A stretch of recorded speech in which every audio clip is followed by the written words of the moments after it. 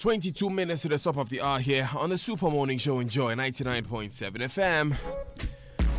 Text messages on the show are brought to you by Afrodan. Your back must last you a lifetime, and Glyco Travel Insurance Policy. We cushion you for life. We started our conversation about Adelaide Arthur's documentary, Blood on the Highway. We are talking to Dr. Godfred Achiadakwa. Dr. Godfred Achiadakwa has been taking us through some 17 causes of road accidents, and we found that 7 out of every 10 road accidents are caused by overspeeding. We are going more into these issues on the show. Now, Afrodan is offering you today the most comfortable chair in the world, the Nightingale Extreme Comfort Chair. It has over 10 thoughtfully engineered features, especially customized for your health and comfort, and so working has never had it this good.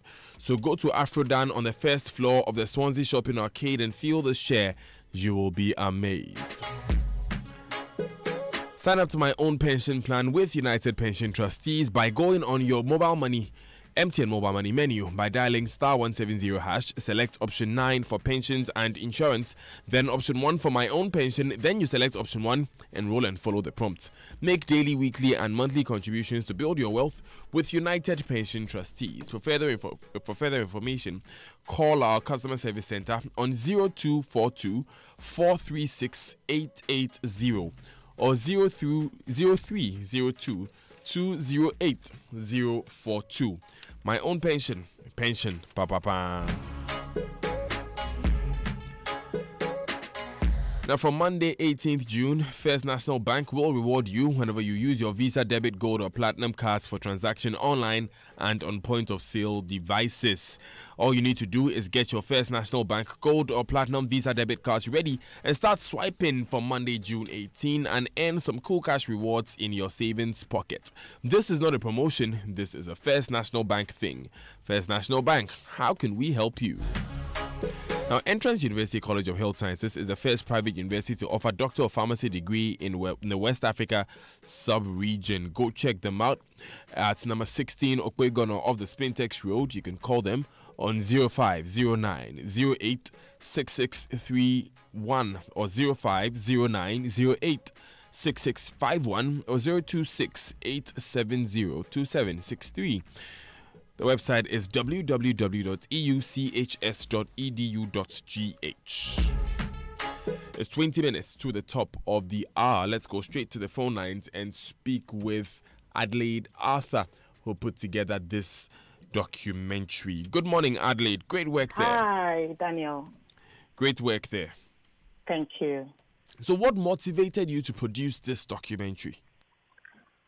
So we actually started planning in January, and I was really alarmed when I started hearing of the accident, the one that actually happened in Tamale, and then 2 others that happened on the Kumasi-Accra Highway in January. So I saw the pictures, I saw the videos, and I was thinking, it could be me, it could be my family member, because usually when we hear of accidents, because we've heard of them so many times, we just brush it off. Oh, it's just one of the usual situations we hear all the time. But I started thinking about the victims, their families, and I thought that no, we should find them, we should speak to them, we should listen to their stories, we should get to understand how accidents have affected their lives or have changed their lives. So I decided to pursue this.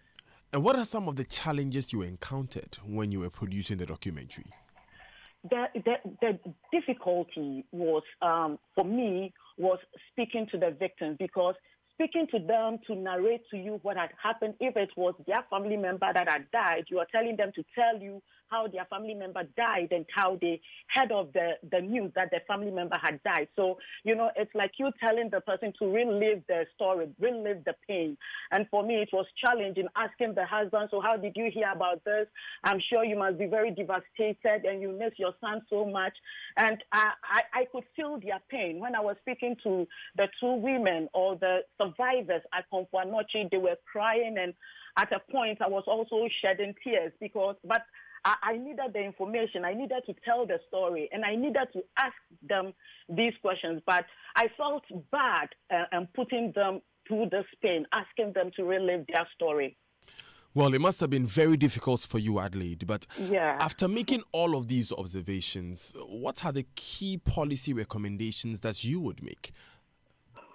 Well, I think we already have beautiful laws. It's up to us to enforce the laws. You have so much indiscipline on our roads. Drivers are not driving defensively.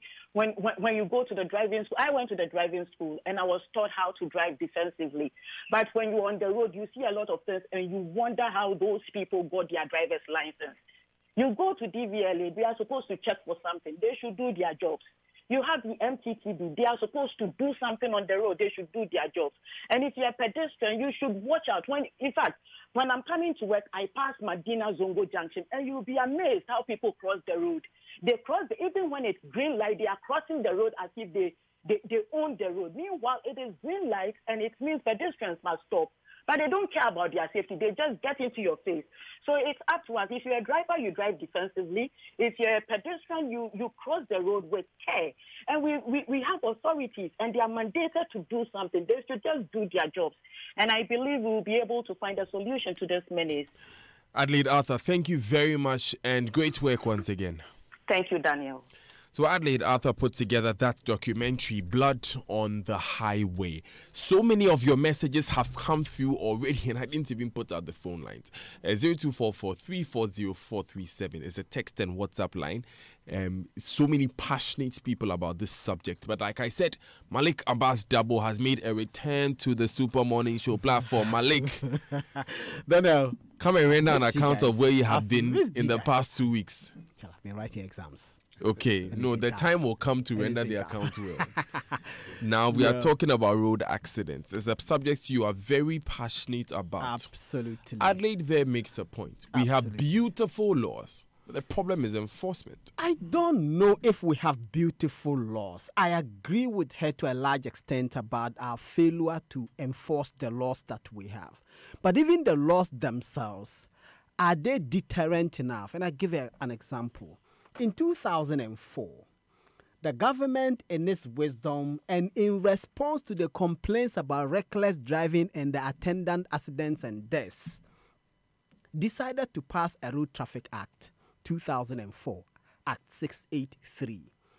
This act imposed heavy sanctions on persons who drive carelessly and which led to accidents. 2008 election year. Then there was hullabaloo about the drivers complaining because many drivers had gone to jail because they were caught by the act.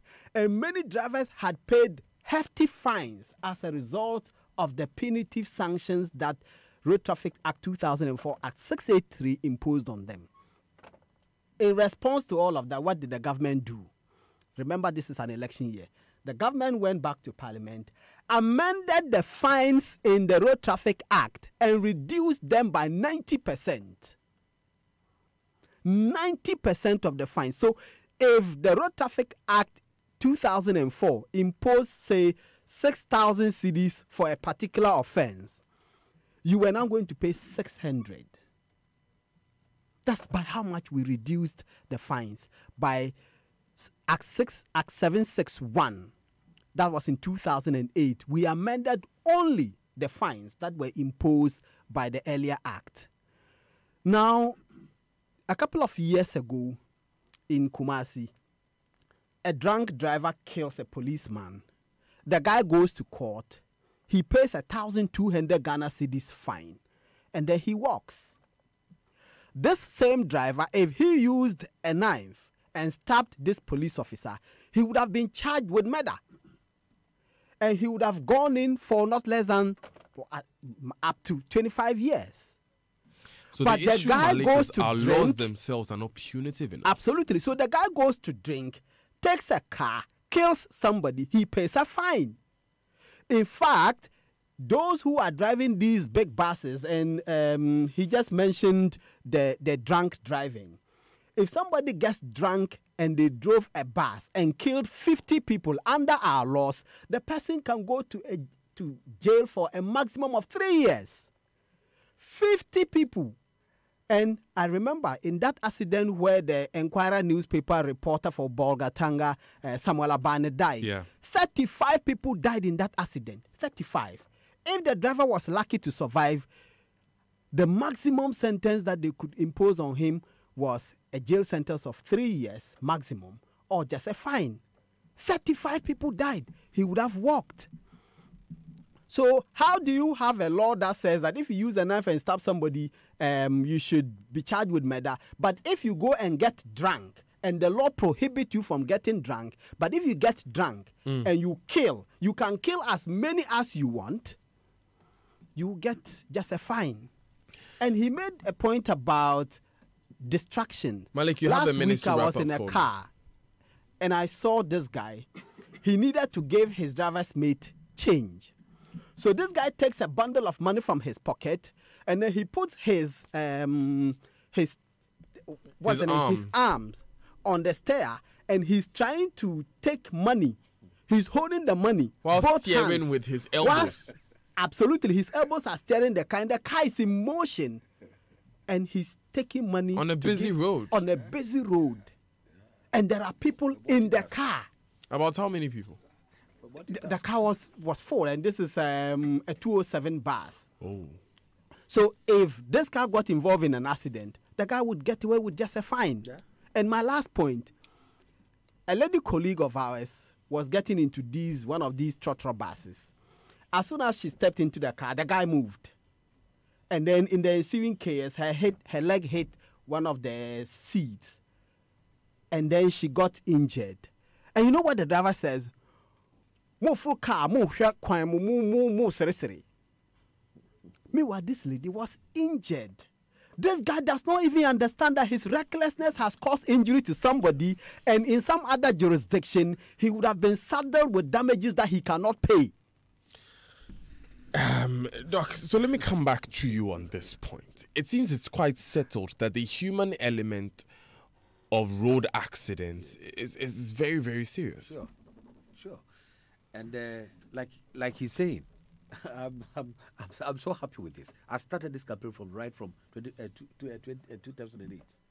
I was making a lot of noise that particular punitive punishment that they are reducing to that drastic thing, it is going to cause a lot of problems. They did, because the drivers had their way. They were advocating for them to reduce the penalty unit. It was too bad. It was not a good decision.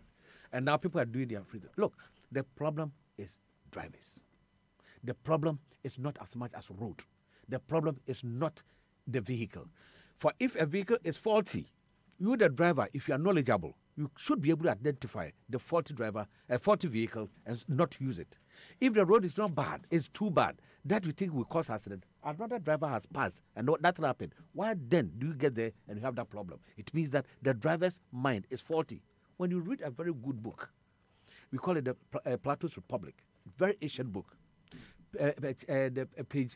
dialogue 2, stanza 38, it says something. It said, out of the fault of man's mind, man's errs.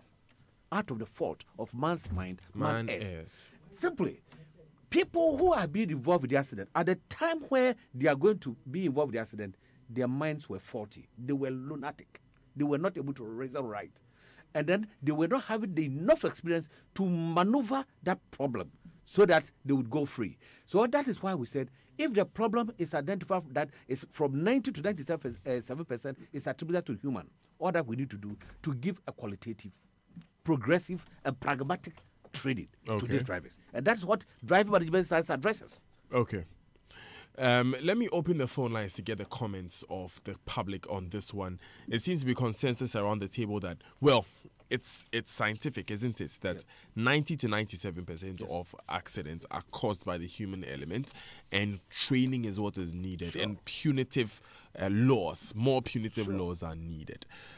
But you can also call us and tell us what you think. 0302 216 541, 0302 216 541, 0244 340437. Good morning. There's a traffic light at Akotolante leading to Kolebu. The traffic light has been off for the past 3 years.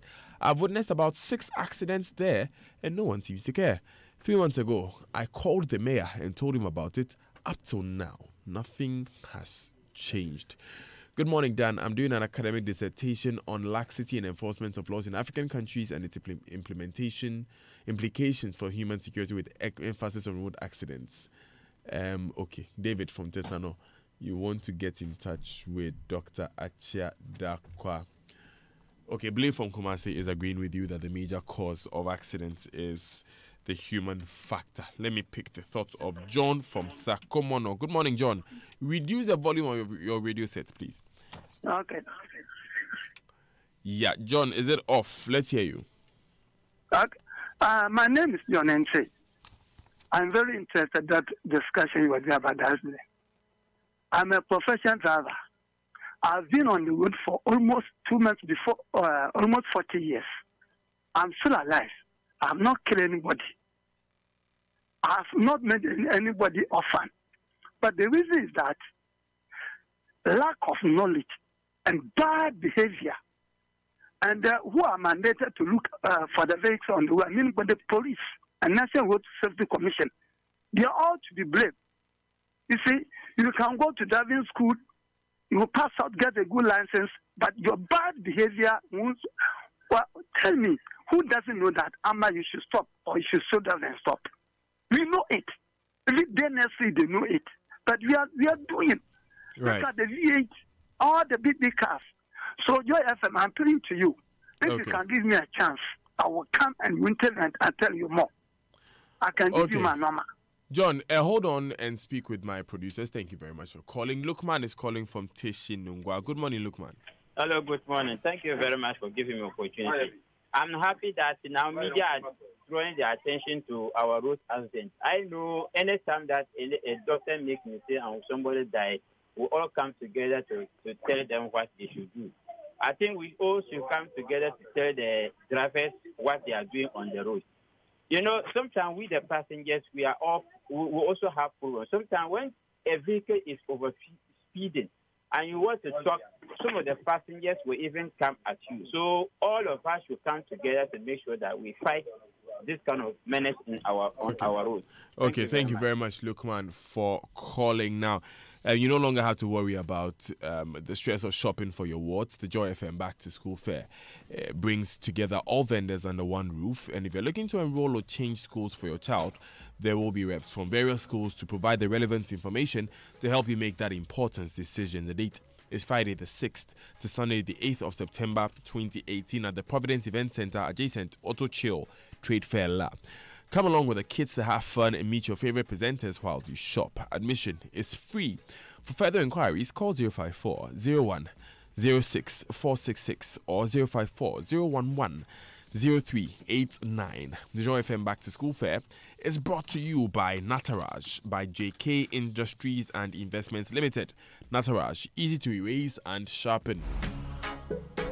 0302 216 541 0244 340 437.